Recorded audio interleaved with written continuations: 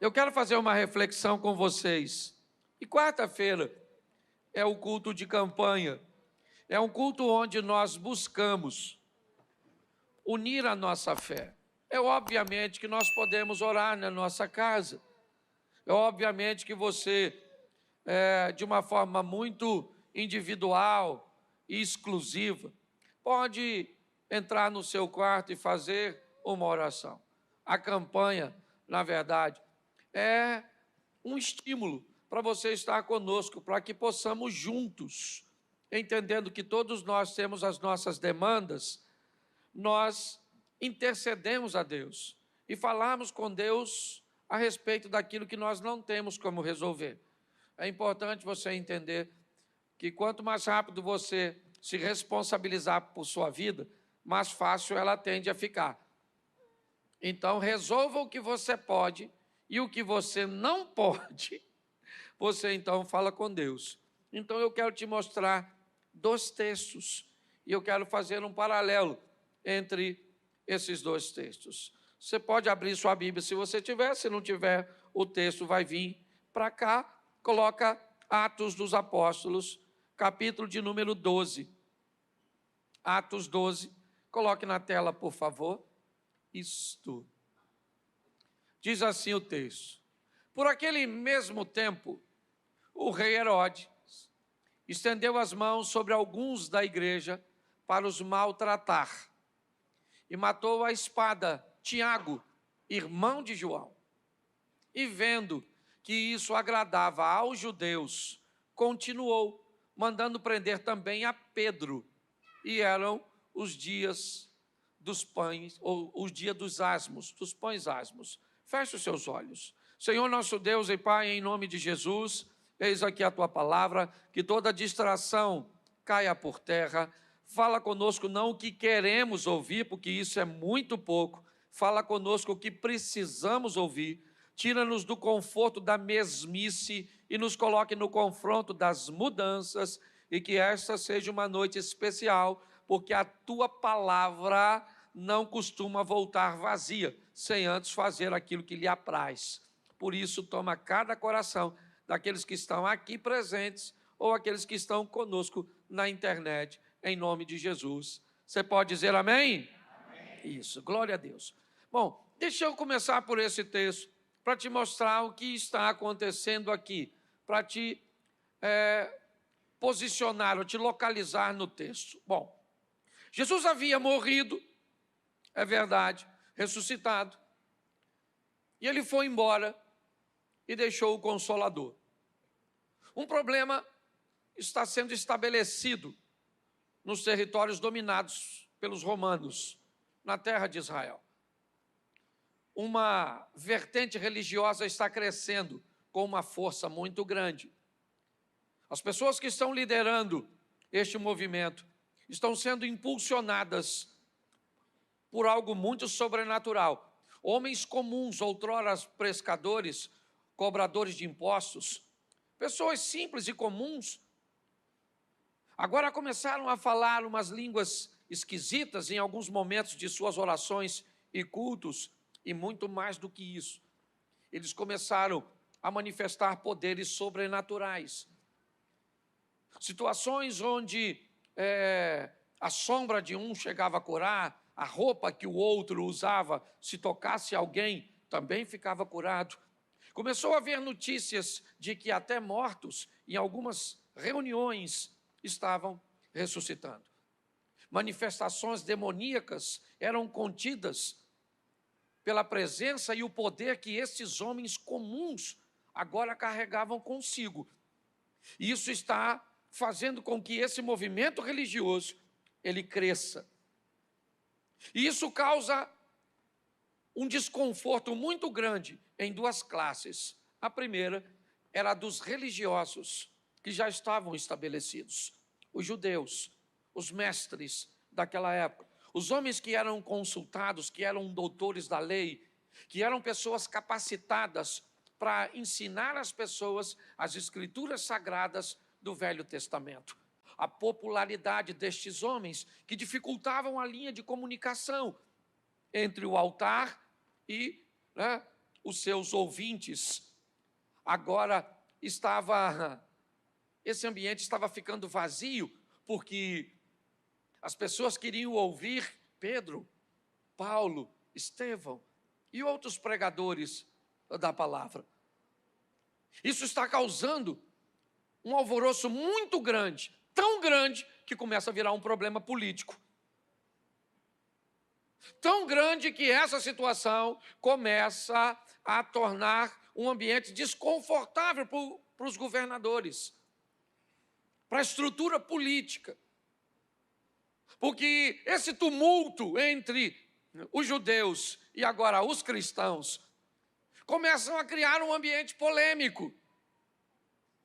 E é tão polêmico que, se essa notícia chega a Roma, que o governador não consegue conter ou não consegue administrar algo tão pequeno, um conflito religioso, o que seria se aparecesse no governo desses camaradas um conflito armado, uma guerra? Lembrando que Jordânia, Síria, Iraque, ok? Nações tão pertinho, Egito. Pare e pense. Um problema está estabelecido.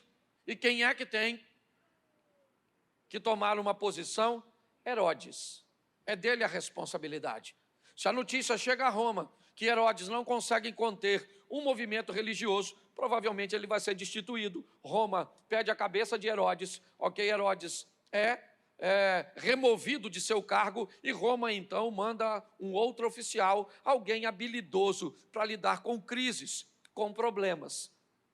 Bom, se existe um problema, Herodes precisa resolver. Os judeus não conseguem, porque os judeus têm a visão apenas religiosa. E no que diz religioso, eles estão perdendo de lavada, porque esse grupo novo está cheio do Espírito Santo. Então, se Herodes não resolve, quem resolve é Roma, ou melhor, se os judeus não resolvem, quem resolve é Roma, através da força da águia, das pernas de ferro, da visão e do sonho de Nabucodonosor, certo?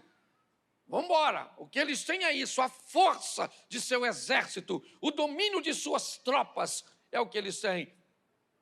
Então vamos usar isso através de quem? De Herodes. E qual é a melhor maneira de suprimir este movimento? Matar sua liderança. Vamos prender esses caras, esses indivíduos revolucionários que andam trazendo essas coisas tão incômodas para o povo. Então vamos matar apenas um de cada vez e vamos ver qual a repercussão. Porque também não adianta matar esses indivíduos e fazer com que essa crise chegue a Roma. A emenda fica pior que o soneto. Herodes perde o cargo do mesmo jeito. Então vamos buscar fazer as coisas de uma forma paulatina e crescente, se necessário. Vamos pegar alguém como Tiago, irmão de João. Vamos pegar o Tiago e vamos matar o Tiago. E vamos ver que repercussão isso tem. Bom, então agora Tiago é morto, ele é decapitado. E isso agradou o povo. Herodes fez a leitura e viu que foi legal matar Tiago. Ele começou a receber elogios dos líderes religiosos que finalmente Herodes estava conseguindo conter. Então, se foi legal matar Tiago, vamos prender Pedro. E foi o texto que nós lemos. Vamos encarcerar Pedro.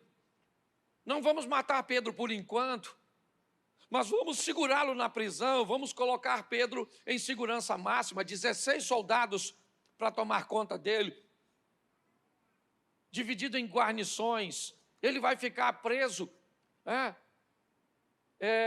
algemado com 2 soldados, para que não haja possibilidade nenhuma de fuga. Essa é a situação que eu acabei de ler para vocês. Só te narrei para que você se encaixe nela e entenda. É isso, um cara preso em segurança máxima, certo? Um de seus correligionários, Tiago, foi morto. João, pouca coisa pode fazer, André, menos ainda. O que tem? O que tem é uma casa, não muito longe dali. O que tem nessa casa? Governadores, senadores, homens ricos, chefes de grupos revolucionários. Não, o que tem é um grupo de mulheres, em sua maioria, que também conta com alguns adolescentes e crianças presentes na casa. E o que eles têm? Eles têm apenas uma arma, a oração. É a única coisa que eles podem contar. Eles não têm influência política, econômica, militar, eles não têm nada. Eles têm apenas a força de se unirem em grupo e chorarem de joelhos, pedindo misericórdia aos céus. Mas o que é isso? Diante de soldados armados, diante de um Herodes nervoso, que precisa resolver essa situação, aparentemente não é nada. O que é isso? Isso é o que representa a campanha. Quando nós colocamos diante de Deus a infertilidade, que ninguém sabe nem por quê, que veio com ela, como foi a história da irmã, que juntou com seu esposo para fazer uma campanha para ficar grávida, e hoje anunciou que já faz aí o quê? 2 meses ou 3 meses, que a notícia chegou de que o impossível se tornou possível. O que é uma campanha? É aquele casamento destruído, sabe, por uma credibilidade que foi jogada fora, por homens que nunca conseguiram cumprir aquilo que disseram no longo prazo. Apenas havia uma mudança momentânea, que desse a ele a sensação de que a perda do casamento não existe mais, então agora posso novamente retornar às práticas anteriores, e depois de questões sucessivas desse tipo de comportamento, a mulher diz: eu não quero mais, eu não te amo, chega, acabou, e agora já era. Bom, agora não adianta mais dizer que você é fiel. Há um tempo atrás um cara me procurou e me disse: pastor, o senhor tem que falar com a minha mulher que eu a amo. Eu falei: você é louco? Não, ela gosta tanto do senhor, que se o senhor falar para ela que eu a amo, ela volta para mim.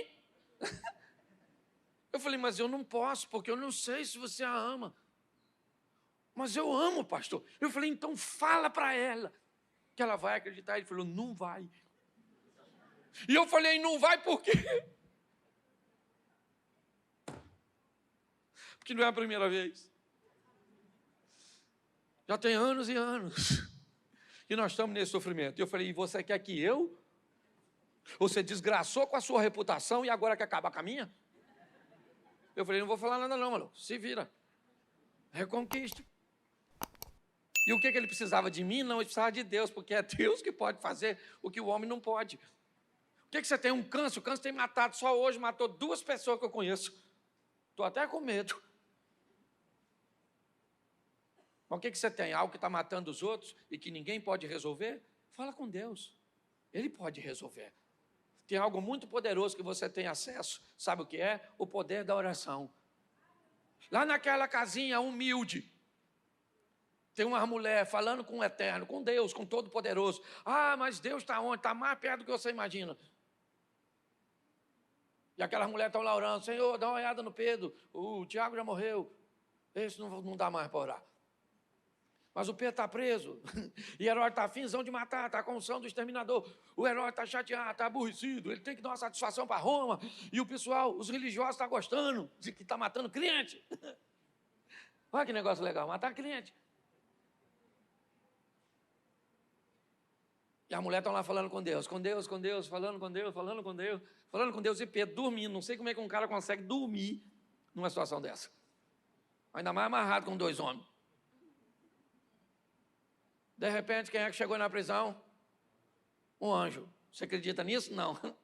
Pois é, querido, por isso você precisa se converter.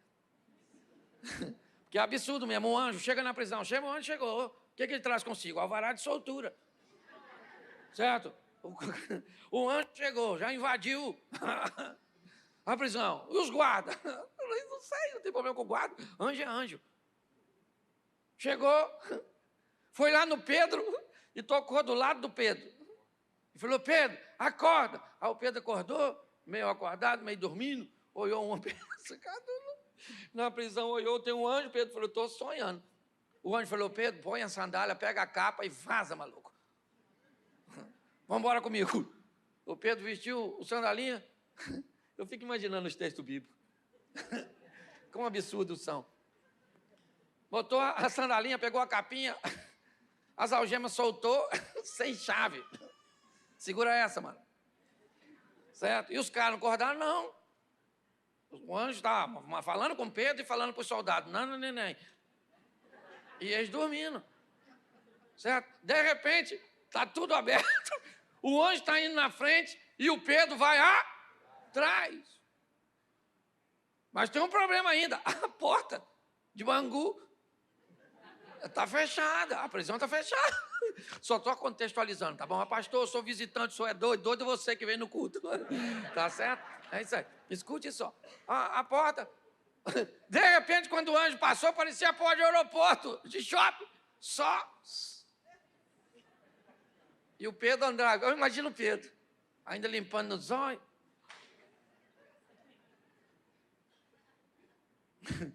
Chegou lá do lado de fora, o anjo rapou fora. Aí Pedro acordou direito. Falou, eu estou aqui mesmo, rapaz. Caraca, cadê o anjo? O anjo libertou o prisioneiro, vai ficar para ser preso também. O anjo foi embora.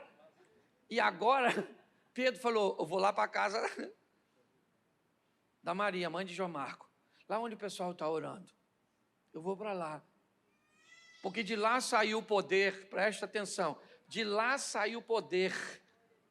Aleluia. Ok? Para me tirar de onde eu estou. Nossa proposta num evento como esse é dizer para você, se você pode sair de onde está sozinho, por favor, faça. Pare de pedir Deus para fazer o que é obrigação e o seu dever. Mas o que você não pode fazer, não desanime. Saiba que há um Deus no céu que pode romper todas as barreiras, entrar em lugares, ultrapassar dificuldades para te dar vitória. É isso que está acontecendo. Agora o Pedro vai lá na casa e chama. Quem é que vem atender? Uma garotinha. Depois você lê que eu não sou obrigado a ler tudo. Quando a garotinha chegou na porta, Pedro falou, sou eu, o Pedro. A garotinha nem abriu, coitado, ficou tão apavorada. Saiu correndo lá para dentro e falou, gente, o Pedro está lá na porta. Sabe o que o pessoal falou? Pedro na porta. O que é mais estranho é que o pessoal está orando para o Pedro ser solto. E quando o Pedro é solto, eles não acreditam. Você está rindo delas? A gente faz isso. Você está aqui orando para o seu marido, Senhor. Pega o pé de pano, aquele cavalo, e transforma num príncipe. Aí ela termina de orar e diz, às vezes eu falo tanta besteira com Deus. Ou seja, isso acontece só comigo ou com você também? Senhor, me cura, mas nossa, que dor. Vou acabar morrendo mesmo. Pare e pensa, tem hora que parece que a gente joga contra o gol. Eu era moleque, e meu tio comprou uma mesa de sinuca. E não tinha ninguém para brincar comigo, eu chegava do colégio, eu jogava sinuca comigo. E era muito legal. Por quê? Porque às vezes eu ganhava de mim mesmo. Se eu joguei mal numa bola, eu trocava de bola, eu falava, não, eu também sou o outro lado. Às vezes, na hora de orar, parece que é isso que acontece. Dependendo da situação, se está a favor, eu estou do lado de cá. Se está contra, eu falo, meu Deus, não vai acontecer. Deixa eu falar uma coisa com você, independente do que aconteça, continue orando. Continue orando, clamando a Deus, porque Deus pode fazer o que ninguém pode fazer. Pedro foi solto, sim ou não? Sim. Isso. Por quê? Porque mulheres estavam orando. Só queria lembrar você uma coisa muito ruim. O Pedro morreu. Sabia disso? Em outra ocasião. Então, tem hora que você vai orar e a pessoa vai viver, mas tem hora que você vai orar e vai morrer. Então, aprenda a lidar com isso. Hoje, seu pai tem o quê? 80 anos, você está orando para ele não morrer porque ele está doente. Aí ele recupera, mas ele vai fazer 85, 90. Quando ele tiver 90, você fala, Senhor, leva não. Aí faz 92. Você quer que ele morra? Então, você é o quê? Filho de Highlander? Uma hora a pessoa tem que morrer, pelo amor de Deus, aprenda a lidar com Deus. Nós não gostaríamos que isso acontecesse. Mas é importante nós amadurecermos e entendermos. Então, minha proposta é só mostrar a você nesse texto, e preste atenção, o Herodes não matou Pedro. Mas no capítulo 12, no verso 23, preste atenção, Pedro foi solto, vai para a casa de Maria, o tempo passa. No mesmo instante, Herodes estava fazendo um discurso, ou ia iniciar um discurso, ok? No mesmo instante, feriu o anjo do Senhor, porque não deu glória a Deus, e comido de bichos, ok? Ele acabou expirando, ele morre, o Herodes. Quem é o Herodes? O Herodes aqui representa apenas a oposição. Por quê? Porque ela sempre vai existir. Todos nós aqui hoje, talvez em graus diferentes, em níveis diferentes, estamos enfrentando uma oposição. Quem hoje aqui enfrenta uma oposição na área da saúde em si mesmo ou num dos seus parentes, entes queridos, levante a mão. Quem precisa de uma intervenção na área da saúde? Ok. Quem aqui hoje está bem na saúde, está tudo joinha, está tudo certinho, mas enfrenta um problema na área financeira, está desempregado, está com a dívida, está negociando um negócio, tem que resolver outra, levanta a mão. Olha só. Quem aqui está bem financeiramente, também está com a saúde legalzinha, mas você está com um problema no seu casamento, ou no casamento de algum dos seus, está pensando em divórcio, está vivendo um adultério, está vivendo uma coisa, levanta a mão. Olha só. E se eu continuar perguntando, ninguém tem problema com demônio, ninguém tem problema com isso, ninguém tem problema com aquilo. E, aliás, que o senhor, no final das contas, falar, quem tem problema com tudo? Tem uns que levanta a mão, porque o problema é coletivo.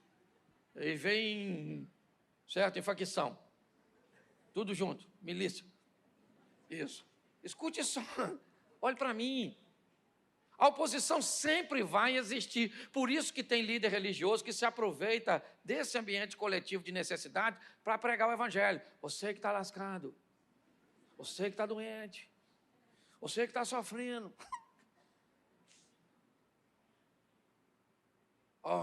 Estou sentindo que aqui tem alguém com problema na família. É só mandar levantar a mão os casados.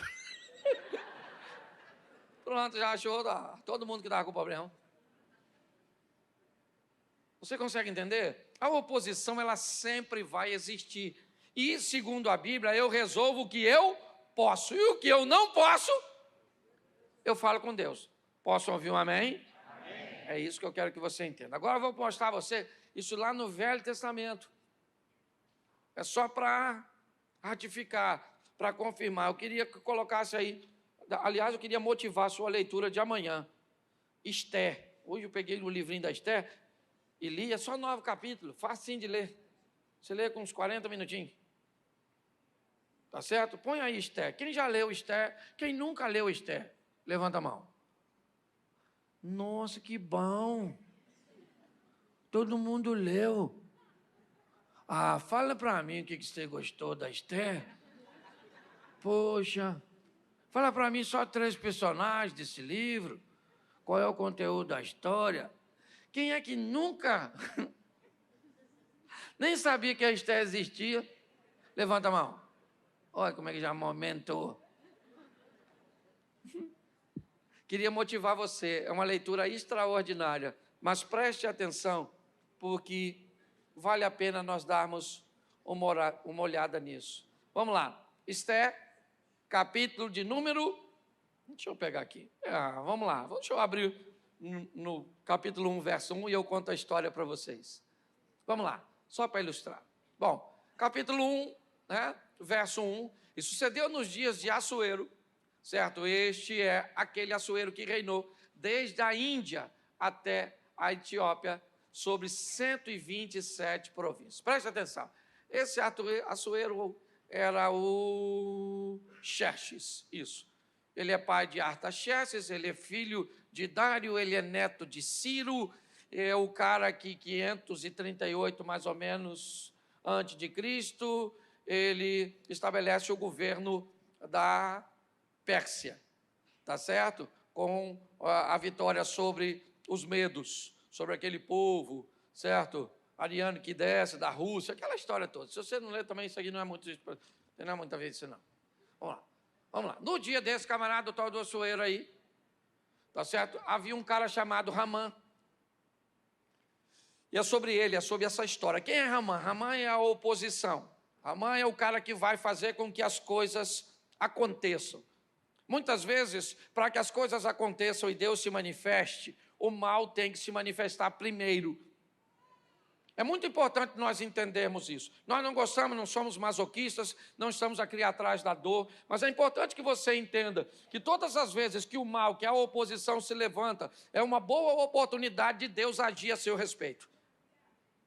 Por isso que eu costumo dizer o seguinte: seu casamento hoje está numa crise, isso é algo fantástico.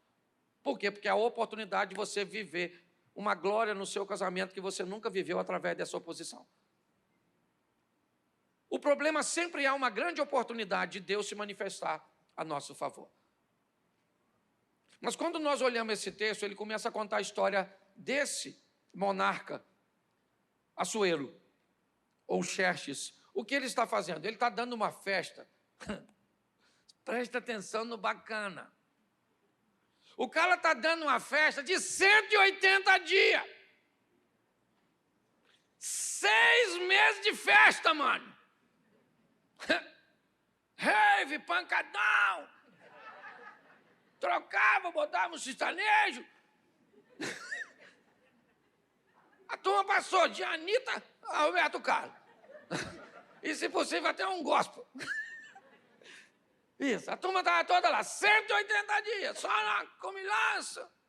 O cara queria mostrar quem ele era, o tal do Assuero. Só manguaça.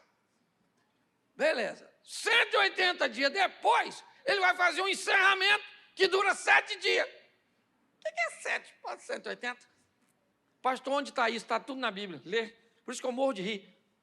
As pessoas falam: o senhor é muito engraçado. Cara, eu leio a Bíblia. A Bíblia, para mim, parece às vezes um conto de fada, uma piada. Às vezes eu tento não contar piada para parecer espiritual, aí eu perco a minha espiritualidade. Porque eu morro de rir.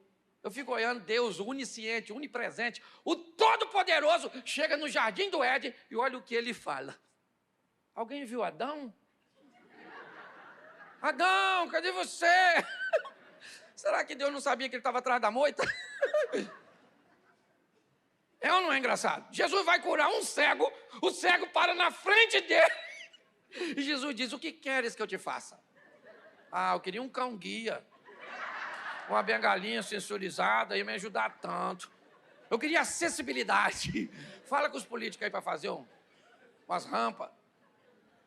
Poxa, isso eu só te dei 2, 3. Se eu for falando aqui, você vai rir até frouxar os dentes. Preste atenção. Olha só. 7 dias depois, no encerramento da festinha, o Assuero manda um recado para a rainha, uma tal de Vasti. Diz que era um mulherão, maluco. Aquelas top de linha. Queria mostrar a mulher para os outros. A mulher também estava dando uma festa. Mulher é mulher desde que o mundo é mundo. Ainda vai viver um tempo que mulher vira gente. É brincadeira, desculpa. Sangue de Jesus tem poder. A maior besteira que eu falei da minha vida agora, irmãs. Sangue de Jesus tem poder. Pelo amor de Deus. Meu Deus, não era nada disso, não. Meu Deus, vamos voltar aqui. Perdoa. É que eu tenho eu sei a luta que eu passo. É brincadeira. Escute só. Aí, o tal do Assuero, querendo impressionar seus visitantes, mandou chamar a tal da Vasti, que era uma gatona. Vasti já estava por aqui, 180 dias de festa, uma roupa para cada dia. Mulher não vai repetir. 180 dias, pensa. Aí, Vasti estava também já chateada, aborrecida, com as cólicas. Falou: não vou, não estou afim. Não foi, menino. Assuero ficou bravo. Falou: o quê? Não estou fazendo fofoca, não, estou só contando a história aqui, tá? É porque eu conto num tom que parece até que é fofoca, né? Aí ela falou, não vou. Ele falou, o quê? Não vai, não vai, não vai? Não vai, não vai, não vai. Aí pegou uns comparsas lá, uns amigos, e falou, cara, vai assistir. Falou que não vem, não. Olha que absurdo. O que vocês acham que eu devo fazer? Perguntou para outro homem. Burro. Os outros amigos dele falaram assim, eu vou falar agora para você, isso não vai prejudicar só o senhor, não. Porque se a sua mulher não vem, a hora que nós chamar a nossa, aqui que ela vai fazer, vai vir, vem nada, mulher é tudo igual assim, copia uma outra, ainda mais ela que é a autoridade. Se eu fosse o senhor, nunca mais ela entraria na sua presença. Ele falou, gostei disso. E aí o senhor faz um concurso de beleza e rumo novinha. O partido está com 40, um de 22. O cara gostou. Falou, esse negócio é bom, hein? Vamos lá. E aí faz um concurso de beleza e uma moça ganha. Esse é o nome da Esther. Olha como é que eu tornei a leitura do livro, já que você já está querendo. Se eu parar de pregar agora, tu vai ler. Só para tu saber o babado. Que parada é essa dessa dona Maluquete? O que aconteceu com a Vasti? É isso que eu quero provocar a leitura. É isso aí. Enquanto tem gente querendo emburrecer você, nós estamos querendo ensinar. Certo? Aí fez um concurso de beleza e veio a Esther, que tinha recebido um nome, certo? Segundo a cultura, chamada Radassa, para não parecer judia no meio do povo persa. Foi criada pelo tio dela, o cara malandro, sabia que a menina era maneirona, botou ela no concurso de beleza, ganhou. Só que nesse período, um outro cara também está despontando, seu nome Ramã. Um cara bem conceituado, sabe? Muito conectado, antenado, articulado. Ele vem crescendo na gestão também de Assuero. Ele vem galgando postos, ele vem conquistando espaço. E ele é bom, sim, ele é um cara bom de negócio, ele é um cara bem conectado. É a história de Ramã. Só que ele é um camarada muito ambicioso. E ele cresceu tanto que o rei Assuero escreveu um decreto de que as pessoas deveriam reverenciar Ramã por onde ele passasse. Então, todas as vezes que ele estivesse passando, seu povo deveria reverenciá-lo, reconhecendo quem ele era, o que ele desempenhava. Só que o tio de Radassa, Mardoqueu, ele era judeu. E se tinha uma coisa que o próprio Ciro, desde o início, conservou e foi muito bondoso para o povo de Deus, é respeitar a cultura do povo que migrava. Ao contrário da Grécia ou do helenismo, que tinha por propósito sufocar, com sua cultura as outras culturas, essa não era muito a prática dos persas. E Mardoqueu ficava na porta do rei. E quando Ramã passava, ele não reverenciava.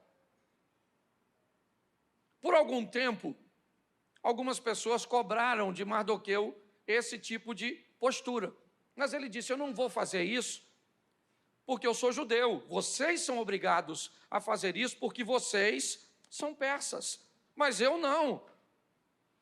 Um belo dia, alguém conta para Ramã que Mardoqueu não o reverencia e não o reverencia porque é judeu. Ramã, então, chateado, ele disse, eu não vou criar um problema só para Mardoqueu. Não, eu vou matar todos os judeus. Eu vou criar aqui uma lei, vou criar um ambiente onde todos os judeus, em todas as províncias, lembra? Etiópia até a Índia, lembra? Todas as províncias, no dia 13, ok? Vão matar o povo de Deus. Então eu vou apresentar este projeto para os Xerxes. Chega lá e diz, e é lógico que apresenta uma vantagem econômica, os despojos dessas famílias que sempre foram abastadas por onde passaram, porque o povo de Deus é um povo próspero. Quem lida com Deus de forma séria é um povo abençoado. Posso ouvir um amém? Amém! Isso aí. Então ele disse, prometeu, que entraria nos cofres públicos, se é que posso assim chamar, né? Uma grande soma de dinheiro, e ele também ganharia um pouco, e muito mais do que isso. Ele ficaria muito satisfeito com a reverência, e seria respeitado. Pois bem, esse cara é o opositor. Seu nome é Ramã. Ele consegue tirar, de uma forma bem ardilosa, do rei, uma lei para matar todos os judeus. Não lembro o mês agora, mas eu lembro que o dia era 13. Do mês específico, as pessoas poderiam sair de suas casas com espadas e matar todos os judeus e ficar com as propriedades dele. Bom, o rei assinou, ou melhor, chancelou com seu anel, e agora foi distribuído em todas as províncias, e aí o alvoroço se estabeleceu. A preocupação: vai matar mulheres, crianças, vai matar tudo por causa de um só. É importante nós entendermos isso, porque isso acontece desde o Éden. É por causa de um, chamado Adão, que todos enfrentam o problema. E é por causa de um, chamado Jesus Cristo, que todos recebem a salvação. Por um o pecado entra, por um o pecado sai. Essa é a justiça de Deus. Pois bem, é assim que as coisas acontecem, está tudo alvoroçado. O Mardoqueu, provavelmente com a consciência pesada, porque sabia que era por causa dele que Ramã queria matar todo o povo, ele vai atrás de Esté e diz a Esté: Esté, você precisa conversar com seu marido, Assuero. Você precisa falar com ele para que ele revogue isso. E ela diz: ô Mardoqueu, eu preciso te explicar uma coisa. Na cultura persa, se alguém entra na presença do rei sem ser convidado, e ele não levanta o cetro de aceitação, imediatamente seus guardas vão pegar essa pessoa e vão matar. E já faz mais de 30 dias que Assuero não me chama à presença dele. Eu não tenho sido convidada. Não tenho. Presta atenção como é que as coisas são bem confusas na vida. A primeira mulher vai ser afastada porque foi chamada para ir e não foi. A segunda pode perder a vida porque não foi chamada e foi. Pare e pense. E aí ela manda um recado novamente para Mardoqueu e diz: eu vou acabar perdendo a vida. E aí ele entra em cena para jogar pesado. Ele diz: ó, deixa eu falar uma coisa para você. Se você não tiver coragem de agir agora, fique tranquila, porque Deus sempre agiu em favor do seu povo e Ele vai agir. Mas só vou te avisando. Você já parou para pensar que pode ser exatamente por causa deste momento que Deus te colocou onde você está? Aí ela manda um recado para o tio. E aí que eu faço um paralelo entre esse texto e o primeiro que li. Ela diz: eu vou entrar, mas faz o seguinte, vocês vão entrar em jejum, em oração. Eu vou pegar minhas moças e vou pedir aqui, e vocês vão aí, porque eu vou entrar lá. E se eu morrer, morri. É porque eu vou morrer mesmo? Beleza. Aí o povo foi falar com Deus. Sim ou não? O povo foi falar com Deus. Eu imagino, qual oração? Oração, meu filho. O que eles foram pedir? Me ajuda aí. Ele foi pedir o quê? Prega comigo, por favor. Fala assim: eles foram pedir que a Esté fosse aceita. E é só isso. A oração era só essa. Senhor Deus Todo-Poderoso, a Esté vai lá falar com o Assuero, dá uma moral aí para ela aí, para ele matar ela não. Tá bom? Beleza, viu? Não vou nem falar em nome de Jesus, que ele ainda não nasceu. Mas é isso aí. Por quê? Oração, gente, oração. Eu já cansei de brincar com isso aqui. Tem gente que não ora. Ah, não sei orar. Não sei, não oro porque não sei. Como não sabe? Aquilo que você fala para os outros na fila do banco, fala com Deus. Às vezes a senhora chega na fila do banco assim, ó. Boa tarde, bom? Eu estou numa luta. Estou mais desempregado. Meu filho ficou reprovado. O cartão... Tão difícil, cortaram a luz ontem. Nossa, estou... É isso é oração, só que você fala com o chefe dos crentes.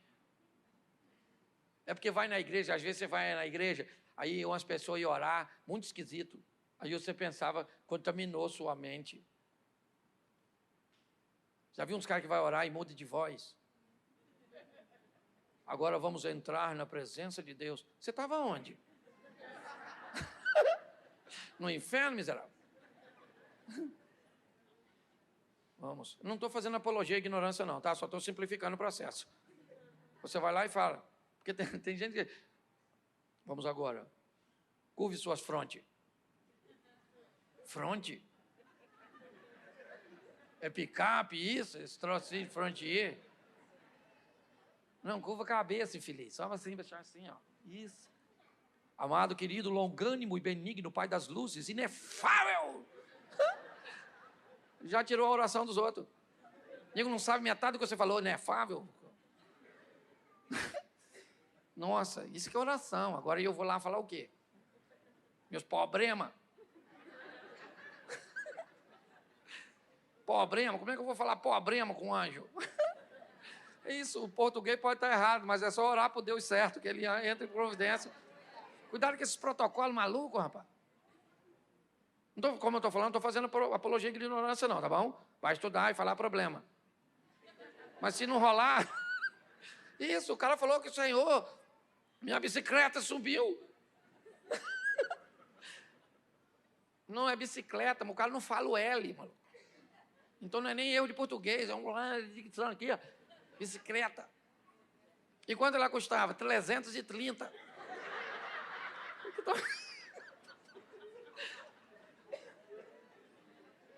O visitante não volta mais não, maluco. Acabei com o culto agora, não é? Escute só o que eu quero estimular você a orar. Vai lá, dobra seu joelho e fala com Deus. Senhor, eu estou lascado. O ano está terminando, nem terminou ainda, eu já estou acabado.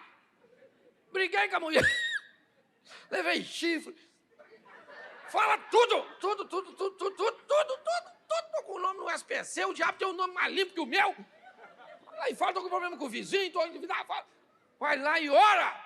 Mas não deixe de orar. Esther falou, vai lá e jejum. O troço estava tão pesado que não era só oração, era jejum. Fica sem comer todo mundo. Porque a barra está feia. O quê? Nós vamos morrer quando? Dia 13. Tem um número perigoso. Dia 13. Nós vamos morrer dia 13. Escute só. Oh, não, peraí. Cara, o infeliz. Para falar besteira. Escute só. Olha só. Olha aqui, gente. Presta atenção. Olha que coisa extraordinária.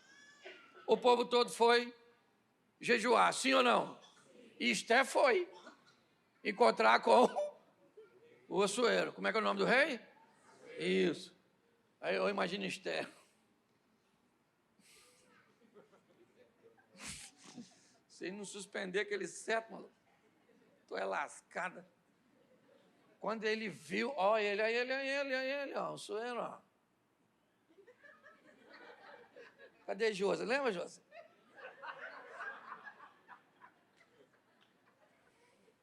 Isso aqui é só nossa, da liderança.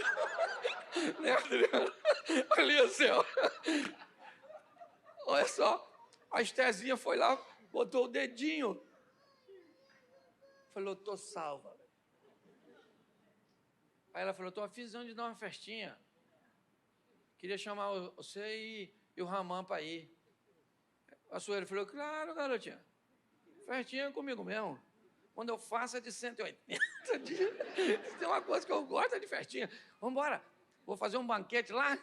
E ela falou, beleza, você chama o Ramã? Ele falou, claro, já vou mandar uma ordem para ele agora, com esse negócio não, eu sou Assuero, o chefe desse negócio tudo aqui. E mandou um recado, o Ramã ficou doido, porque ele já estava feliz pra caramba.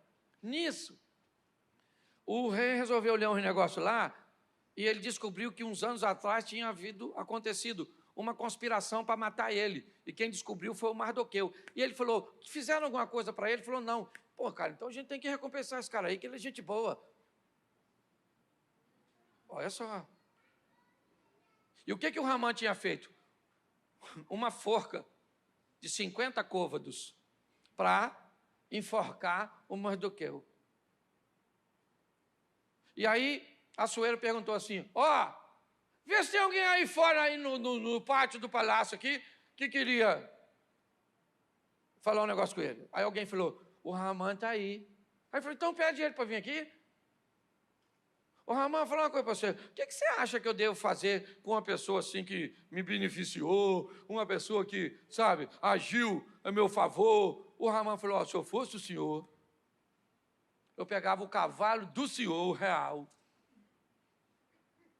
pegava a capa do senhor e a coroa do senhor, pegava o homem mais nobre no seu reino e botava para puxar o cavalo para esse homem que fez tudo isso.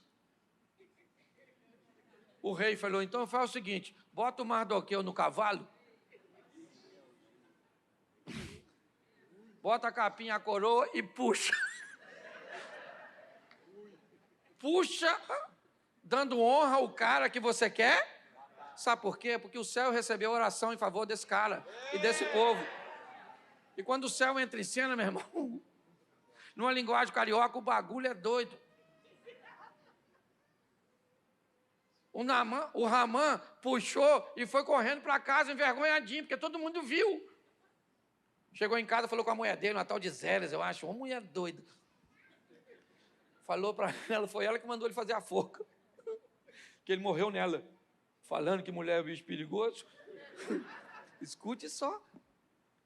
Falou, olha, aconteceu isso, sabe o que ela falou? E os caras falaram, Ramã, esse pessoal aí, judeu, os povos de Deus, são um povo perigosíssimo, rapaz. Porque quando o Deus dele quer agir, ninguém segura. Aí ele falou, mas eu ainda tenho o banquete lá da Radasco, eu vou me dar bem. Ela não convidou ninguém, só eu e o Assuero. Na hora do banquete, escute só. A forca está do lado de fora para matar o Mardoqueu. Na hora do banquete, Assuero pergunta, o que você quer, minha rainha? Ela disse, eu só quero a minha vida. Ele disse, como a minha vida? Sua vida? É. Porque alguém no seu reino criou uma lei para matar todo o meu povo, e isso me coloca. Eu também sou morta. Ele falou, e que homem é esse? Ele falou, rapaz, quando o Assuero escutou isso, o Assuero saiu de perto, já ficou nervoso, saiu, e aí, e ela ficou na cama. O Ramã foi lá na cama pedir misericórdia para ela, para Esther. E quem é que entra de novo? O Assuero. E vê o Ramã onde? Na cama da mulher dele. O Assuero falou, esse maluco vai morrer hoje, essa praga. Rapaz, você está na cama com a minha mulher. Você é doido? Aí um cara falou assim, aí ele falou assim, prende. Aí um dos soldados falou, para falar a verdade para o senhor, majestade, ele mandou construir uma forca lá fora para matar o Mardoqueu. Aí falou, é? Vamos botar ele para estrear. Ele morreu na forca que havia preparado. Pastor, e o que aconteceu no dia 13? O rei não podia revogar. O selo dele estava lá e não podia. E o que aconteceu? Não vou. Vou acabar aqui. Proposital.